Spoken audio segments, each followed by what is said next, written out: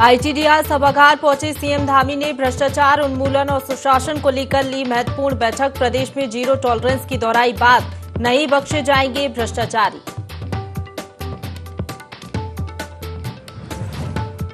BJP प्रदेश अध्यक्ष महेंद्र भट्ट पहुंचे Ambedkar park, Baba Saheb की मूर्ति पर किया माल्यार्पण। मेयर समेत बीजेपी कार्यकर्ता भी रहे मौजूद। डेंगू की रोकथाम के लिए राजधानी देहरादून में स्वास्थ्य विभाग और नगर निगम ने कसी कमर, लोगों को किया जा रहा जागरूक। बदहाली की मार झेल रहा टनकपुर का बस स्टेशन, बदहाली की पड़ रही यात्रियों पर मार, गंदगी ने किया जीना मुहाल।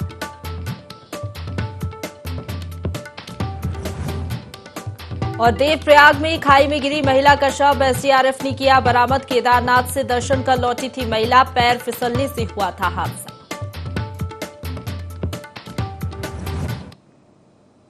नमस्कार, देवभूमि लाइव में आप सभी का स्वागत है। आपके साथ मैं हूं प्रशंसा। बुलेटिन की शुरुआत करेंगे खबरों से, जहां बीजेपी के नए प्रदेश अध्यक्ष महेंद्र भट्ट राजधानी देहरादून के बाबा अंबेडकर पार्क पहुंचे, जहां उन्होंने संविधान निर्माता बाबा साहेब की मूर्ति पर माल्यार्पण किया। उनके साथ मेयर समेत कई कार्यकर्ता भी मौजूद रहे। अध्यक्ष पद पर ताजपोशी के बाद महेंद्र भट्ट ने जहां सबसे पहले शहीदों को नमन किया, वहीं लगातार वो सभी विभूतियों को भी नमन कर रहे हैं।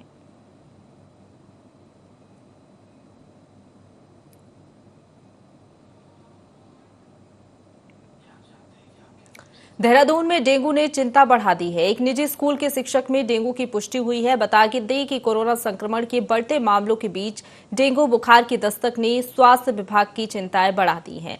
वहीं स्वास्थ्य महकमे में डेंगू को लेकर जागरूकता अभियान में तेजी लाने की बात की गई है। देहरादून मेडिकल कॉलेज के चिकित्सा अधीक्षक डॉक्टर केसी पंत ने कहा कि लोगों को एहतियात बरतनी चाहिए, पानी का जमाव न होने दें। यदि किसी को बुखार के लक्षण हैं तो तुरंत अपनी जांच करवाएं।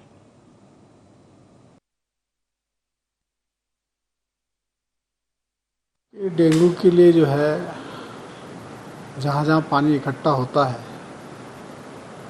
साफ पानी में डेंगू जो है पाया जाता है।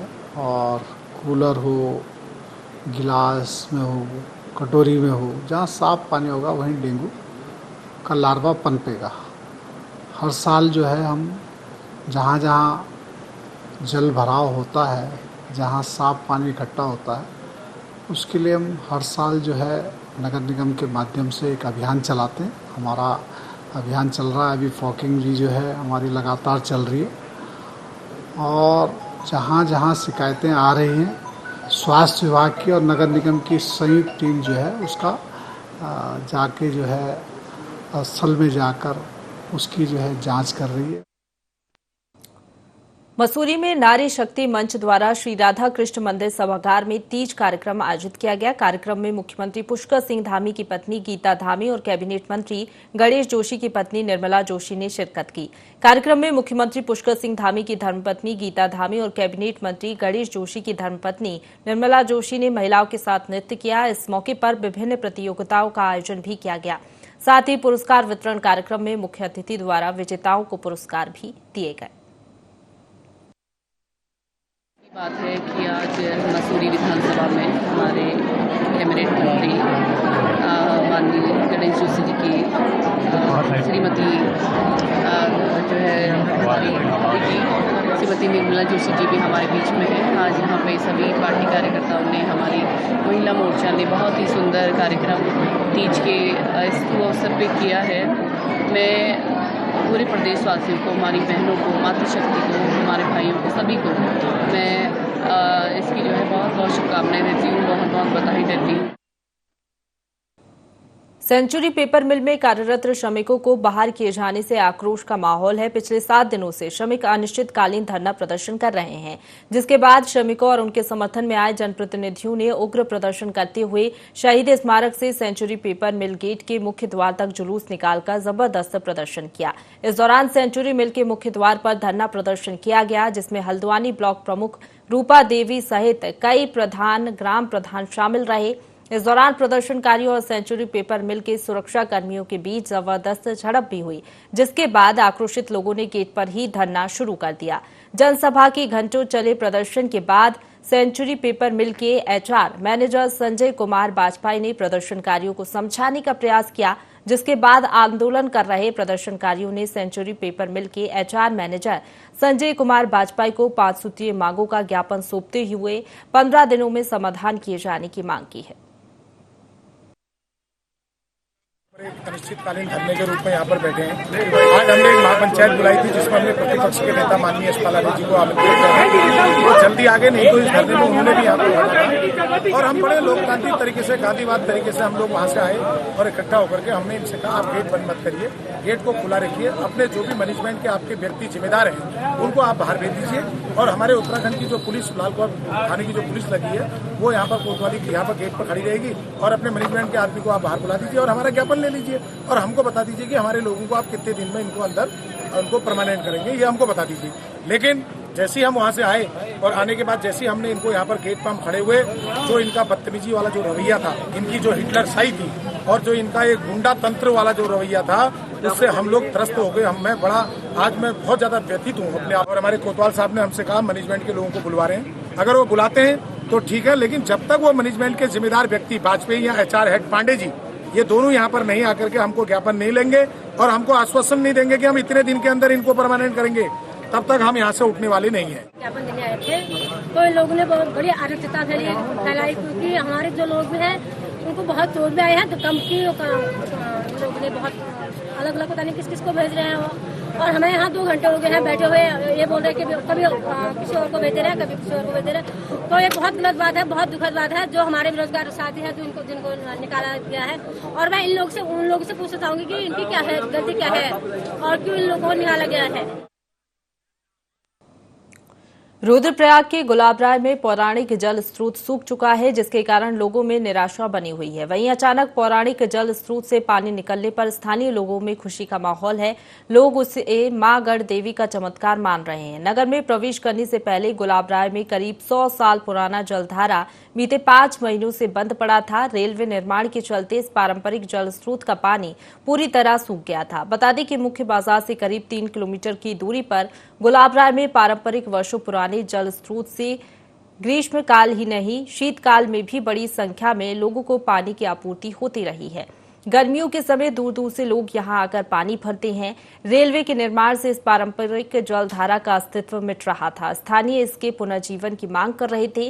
साथ ही लोगों में बरसात खत्म होने के बाद धारे का पानी बंद होने का डर बना हुआ है, जिसके बाद इसके पुनर्जीवन को लेकर प्रशासन, जल संस्थान विभाग और रेलवे को गंभीर होने के लिए कहा जा रहा है। स्थानीय निवासी संजय देवली और अंकुर खन्ना ने बताया कि 5 माह से जल स्रोत बंद पड़ा था।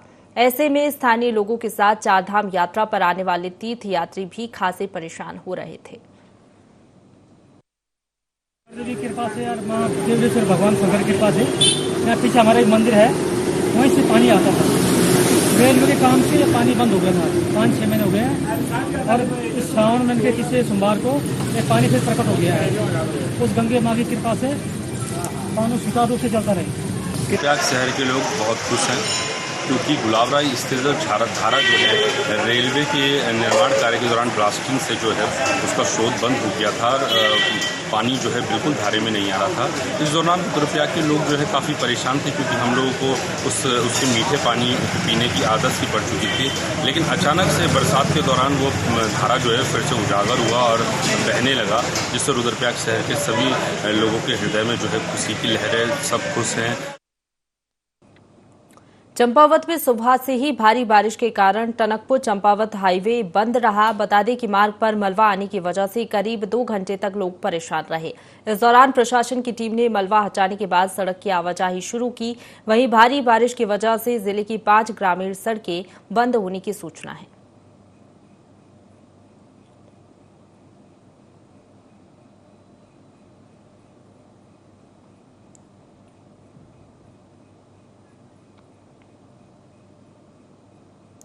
बागेश्वर के ग्रामीण इलाकों में दहशत फैलाने वाला तेंदुआ पिंजरे में कैद हो गया है, जिसे पकड़ने वन विभाग की टीम रवाना हो गई है, जिसके बाद ग्रामीणों ने चैन की सांस ली। हालांकि क्षेत्र में अभी और तेंदुए बताए जा रहे हैं। ग्रामीणों ने वन विभाग से अलग अलग स्थानों पर पिंजरा लगाने की मांग की है।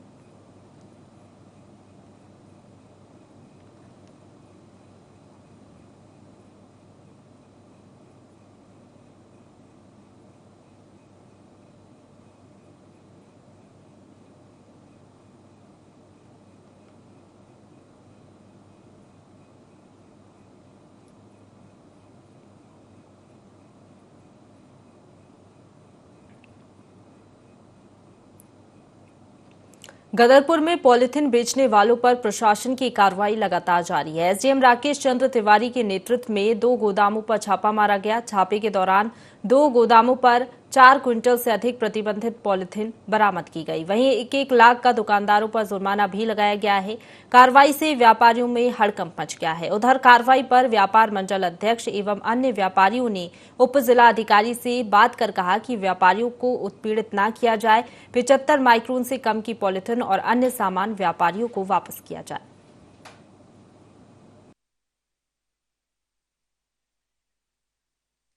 जितने भी शहर के व्यापारी हैं उन सबसे अनुरोध करते हैं, व्यापार मंडल उनसे अनुरोध करता है कि जो भी केंद्र सरकार द्वारा जो भी प्रतिबंधित वस्तुएं हैं, चाहे वो थर्माकोल है, चाहे वो पन्नी है, जो भी प्रतिबंध लगाया गया है, कृपया उसको ना बेचें, उनको अपनी दुकान पे ना रखें और किसी भी कानूनी कार्रवाई से बचें। सिंगल यूज प्लास्टिक को गवर्नमेंट ने बैन कर रखा है, केंद्र सरकार ने, स्टेट गवर्नमेंट ने, और इसी संबंध में माननीय आयुक्त महोदय का एवं माननीय जिलाधिकारी महोदय के भी निर्देश थे कि फुटकर विक्रेताओं के साथ साथ जो थोक विक्रेता हैं, भंडार करता है, उनके भंडार पर छापेमारी की जाए और उसमें आज तक की रिपोर्ट दी जाए।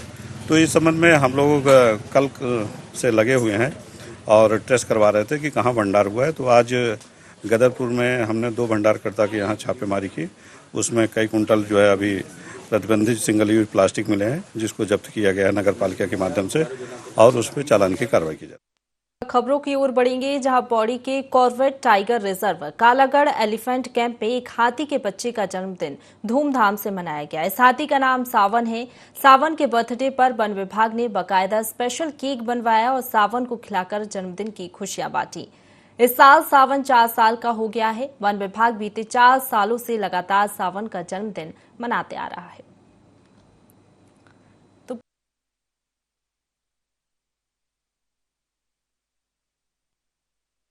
जन्मदिन मनाया गया है, जो सावन हमारे यहाँ जो हाथी है इसका, और ये हर साल हम इसका जन्मदिन मनाते हैं। तो इसका उद्देश्य यह है कि सभी लोग ये भी परख लें, जांच लें कि हाथियों की कंडीशन कैसी है, इनका प्रॉपर वैक्सीनेशन, प्रॉपर इलाज, सारी दवाइयाँ इनको प्रॉपरली मिल रही हैं कि नहीं मिल रही हैं, और उसके साथ साथ इनके खाने पीने का, इनके रहने की जगह, स्थान का, इसका सभी का प्रबंध ठीक से किया जा रहा है कि नहीं। एलिफेंट्स जो हैं ये कॉर्बेट टाइगर रिजर्व में बहुत ही महत्वपूर्ण स्थान रखते हैं। खासकर प्रोटेक्शन की गतिविधियां जो संचालित होती हैं, खासकर मानसून सीजन में, मानसून पेट्रोलिंग के दौरान, जब जंगल के अंदरूनी हिस्से एक्सेसिबल नहीं रह जाते हैं, उस समय पर हाथियों के माध्यम से पेट्रोलिंग की जाती है। तो हमारा पूरा ध्यान और पूरा जोर इस बात पर रहता है कि इनका स्वास्थ्य भी अच्छा रहे और इनकी मेंटेनेंस भी अच्छी रहे, और इसी के उपलक्ष्य में आज ये जन्मदिन भी मनाया गया है। तो पौड़ी के Corbett tiger reserve Kalagarh elephant camp में एक हाथी के बच्चे का जन्मदिन धूमधाम से मनाया गया। ऐसे नज़ारे बहुत कम देखने को मिलते हैं। इस हाथी का नाम सावन है, जिसका जन्मदिन धूमधाम से मनाया गया है। बाकायदा आपको बता दें, वन विभाग ने स्पेशल केक भी मंगवाया था हाथी का जन्मदिन मनाने के लिए, और केक काटकर जन्मदिन की खुशियां बांटी गई हैं। इस हाथी का नाम, जिसका जन्मदिन मनाया गया है, उसका नाम सावन है। इस साल सावन आपको बता दें 4 साल का हो गया है। वन विभाग बीते 4 सालों से लगातार सावन का जन्मदिन इसी तरह से मनाते आ रहा है।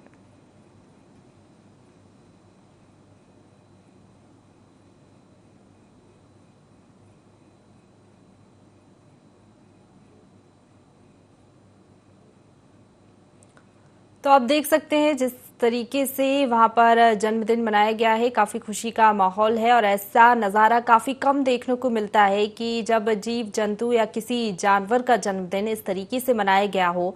लेकिन पौड़ी के कॉर्बेट टाइगर रिजर्व की ये तस्वीरें आपको दिखा रहे हैं, जहां वन विभाग ने एक हाथी का जन्मदिन धूमधाम से मनाया। इस हाथी का नाम सावन है, जिसका जन्मदिन धूमधाम से मनाया गया है। बाकायदा आपको बता दें, वन विभाग ने स्पेशल केक भी हाथी के जन्मदिन के दिन मंगवाया और केक काटकर खुशियां बांटी गई।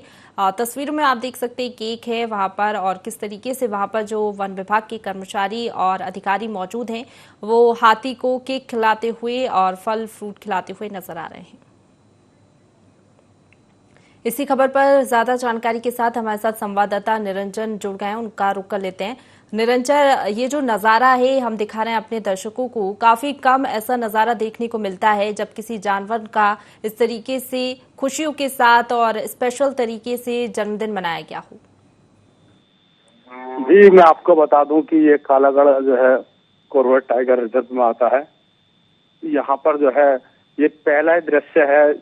ये कर्नाटक से हाथी आए हुए थे जो यहाँ पर एक जो है कंचम्मा हथनी थी जिसने जो है सावन को जन्म दिया था। वन विभाग ने इसका नाम सावन रख दिया था।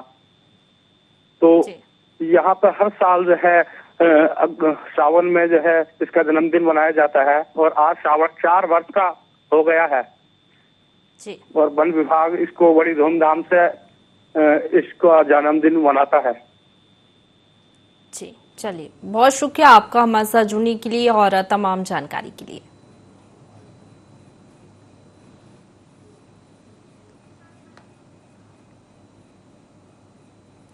चंपावत में प्रसूता महिला की मौत के मामले ने तूल पकड़ लिया है। आम आदमी पार्टी के प्रदेश उपाध्यक्ष राजेश विष्ट के निर्देश अनुसार में आपको बता दें, आम आदमी पार्टी कार्यकर्ताओं ने जिला अस्पताल की लापरवाही से हुई प्रसूता की मौत पर पीड़ित परिवार के साथ मिलकर एसएसपी सहित जिलाधिकारी को पत्र सौंपा है। आम आदमी पार्टी नेता राजेश विष्ट ने पीड़ित परिवार की बेटी को प्रसव के दौरान अस्पताल में सही उपचार न देना और डॉक्टरों पर लापरवाही करने का आरोप लगाया है। पत्र के माध्यम से आप नेता ने मामले में लापरवाही करने वाले जिला अस्पताल और डॉक्टरों के खिलाफ कार्रवाई करने और पीड़ित परिवार को न्याय दिलाने की मांग की है। साथ ही आम आदमी पार्टी नेता ने कहा कि सकारात्मक कार्रवाई नहीं होने पर आम आदमी पार्टी के कार्यकर्ता पीड़ित परिवार को न्याय दिलाने के लिए सड़कों पर उतरेंगे। साल के डॉक्टरों के खिलाफ एफआईआर दर्ज होनी चाहिए और जो नवजात शिशु जिसका जीवन अपनी माता के सुख के बिना बीतने वाला है, उसके भरण पोषण और उसके जीवन को आगे कैसे अच्छा बनाया जा सकता है, इसके लिए मुआवजा देने की मांग की है। आज एक परिवार अपनी बेटी को खो चुका है, एक बच्चा अपनी मां को खो चुका है। इससे दुखद क्या होगा कि नवजात शिशु ने जिसने अपनी मां का चेहरा केवल 4 से 5 दिन देखा है, आज उस बच्चे के जीवन वो माता नहीं। उम्मीद करता हूं आप सब इस दुख की घड़ी में पीड़ित परिवार के साथ होंगे और उसको न्याय दिलाने के लिए आप सभी लोग आगे बढ़ चढ़ के आएंगे ताकि आगे किसी और परिवार को ये दुख ना झेलना पड़े। लोहाघाट के डॉक्टर भीमराव अंबेडकर राजकीय छात्रावास में छात्रों ने भूख हड़ताल की और डीएम को ज्ञापन सौंपकर मेस में मिलने वाले गुणवत्ताहीन खाने की शिकायत की। छात्रों ने बताया कि उन्हें बासी और खराब खाना परोसा जा रहा है, सब्जी में कई बार कीड़े मिलते हैं। इसकी शिकायत वो मेस ठेकेदार से कर चुके हैं, लेकिन कोई सुधार नहीं हुआ है। मामले को तुरंत संज्ञान में लेते हुए समाज कल्याण अधिकारी आरएस समंत ने छात्रावास का निरीक्षण किया। छात्रों की शिकायत सही पाए जाने पर ठेकेदार को हटा दिया गया है। इस दौरान छात्रों ने खाने का दाम बढ़ाने की भी मांग की है। छात्रावास में आपको बताते हैं 69 रुपए प्रतिदिन के हिसाब से 2 टाइम का खाना और सुबह का नाश्ता दिया जाता है, जो कि इस महंगाई के दौर में बच्चों को देना किसी भी ठेकेदार के लिए मुश्किल है। छात्रों का कहना है कि अगर थोड़े पैसे बढ़ा दिए जाएं तो उन्हें अच्छा खाना आसानी से दिया जा सकता है। हालांकि इस पर कोई आदेश अभी नहीं आया है। भूख हड़ताल जो की है सर, वो सर खाने को लेकर है। और सर यहाँ खाने में सर 2-3 दिन हो गए सर, यहाँ खाने में कभी कीड़ा पक जा रहा है, तो सर कभी 2-3 दिन तो सर हमारे कीड़ा निकल गया। हमारे पास प्रूफ भी है सर। और यहाँ कभी चावल बासी मिला देते हैं और कभी दाल बेकार होती है सर। 1-2 बार तो हमने कॉम्प्रोमाइज़ कर लिया कि चलो ठीक है कोई बात नहीं हो जाता है करके। सर ये गलतियाँ इन्हें बार बार दोहरा दी सर। फिर ये लोग ऐसा बोलने बैठे कि सर अब पका ली है तो ऐसी खा लो करके। तो अब सर, अब हम लोग चाह रहे हैं कि सर या तो इनका टेंडर हटा दो या इनको निकाल दो, और सर निकाल ही दो सर इनको, क्योंकि अब सर कोई नहीं चाह रहा कि ये लोग यहाँ पकाए करके। है हमारे लेबर भी हैं, उनसे पूछ लीजिए आप किस कैसे बनाते करके हम, ठीक है। और क्या है कि भोजन रेट भी क्या है, आप देखिए 3 टाइम खाना देना पड़ रहा है। सुबह नाश्ता हो गया, दिन का खाना हो गया, शाम का खाना हो गया, और 69 रुपये रेट है इसमें। सर अभी बारिश के सीजन में वहाँ परसों का हम कब वो करते कि थोड़ा सीजन परसों हो चुका था, हम मानते हैं। अब जो सीजनल सब्जी है वो तो बनेगी ही बनेगी। आजकल बैगन, आज फूल गोभी तो नहीं मिलेगी, आज लौकी ये चल रही है, फूल गोभी जैसे फूल गोभी नहीं मिलेगी, पत्ता गोभी है, मूली है, यही शिमला मिर्च यही चलेगी ना। अब ये करे बैगन नहीं खाते हैं सर, कहाँ से लाएंगे बताइए। नहीं सर, छोड़े इस स्टेट में हमसे नहीं हो पाएगा सर। आजकल महंगाई देख रहे हैं आप कितनी पड़ रही है, चरम सीमा महंगाई है। 69 रुपये है। अब सुबह सब्जी रोटी होगी, 4 रोटी होगी, सब्जी होगी। इनका ये कहना था कि बैगन की सब्जी बनाई थी, उसमें कीड़ा निकला, हमने खाना छोड़ दिया है बच्चों ने। जो खाना आपूर्ति करता होती है हमारी, जो वर्तमान रेट है वो 69 रुपीज़ पर डे पर स्टूडेंट है। तो इसको बढ़ाने के लिए, जैसे हमारे आश्रम टाइप स्कूल चलते हैं विभागीय समाज कल्याण विभाग के, उनके भी आवासीय विद्यालय हैं, उनमें 150 रुपया प्रति स्टूडेंट प्रतिदिन की दर अनुमन्य है। तो हमने रिक्वेस्ट की है, कई बार लेटर अपने भेजे हैं, विभिन्न विभागीय बैठकों में भी उस बात को रखा जाता है, लेकिन अभी तक वो अनुमानित दर नहीं हो पाई। अब 69 रुपीज़ में ये जो अभी वर्तमान में भोजन आपूर्ति करता है वो उनका कहना है कि मैं जो मेनू के अनुसार इनको खाना खिलाने में असमर्थ हूँ। आज इन्होंने लिख के भी दे दिया। तो हमने जब इन्होंने खाना असमर्थता दिखाई है, तो अब हम 69 रुपीज़ में जो कोई दूसरा भोजन आपूर्ति करता रेडी होता है, तो उसके द्वारा हम भोजन आपूर्ति कराएंगे। सितारगंज पुलिस ने कोतवाली के बाहर खड़े लावारिस वाहनों की नीलामी के दौरान बोली लगाने के लिए बड़ी संख्या में स्क्रैप कारोबारी मौजूद रहे। नीलामी की शुरुआत 1.5 लाख से हुई और बढ़ते हुए 3,80,000 तक पहुंची। सबसे ज्यादा बोली लगाने वाले स्क्रैप व्यापारी आकाश अंसारी ने नीलामी में 2 कार और 18 मोटरसाइकिल 3,80,000 में खरीदी। इसके अलावा 4 मोटरसाइकिल और 1 कार की नीलामी अलग से 8,300 रुपये में हुई है। तो सितारगंज पुलिस ने कोतवाली के बाहर खड़े लावारिस वाहनों की नीलामी की। इस दौरान बोली लगाने के लिए बड़ी संख्या में स्क्रैप कारोबारी मौजूद रहे। नीलामी की शुरुआत 1.5 लाख से हुई और बढ़ते हुए 3,80,000 तक जा पहुंची। सबसे ज्यादा बोली लगाने वाले स्क्रैप व्यापारी आकाश अंसारी ने नीलामी में 2 कार और 18 मोटरसाइकिल 3,80,000 में खरीदी हैं। इसके अलावा 4 मोटरसाइकिल और 1 कार की नीलामी अलग से 8,300 रुपये में हुई है।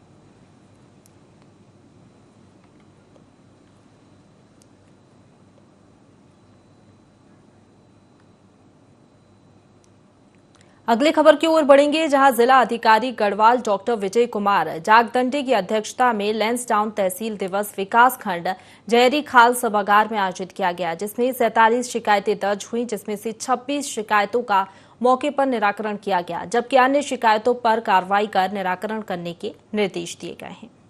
तो बता दें, दर्ज शिकायतों में अधिकतर शिकायतें लोक निर्माण विभाग, पेयजल निगम, जल संस्थान, शिक्षा, स्वास्थ्य की रही, जिस पर संज्ञान लेते हुए जिला अधिकारी ने 15 दिनों के भीतर समस्याओं का निराकरण करने संबंधित अधिकारियों को निर्देश दिए हैं। वहीं अनुपस्थित अधिकारियों का 1 दिन की वेतन रोकने के निर्देश भी दिए गए हैं। इसके अलावा जिला अधिकारी ने जहरीला खाल विकासखंड स्थित पेयजल टैंक और राजकीय इंटर कॉलेज लैंसडाउन का निरीक्षण भी किया।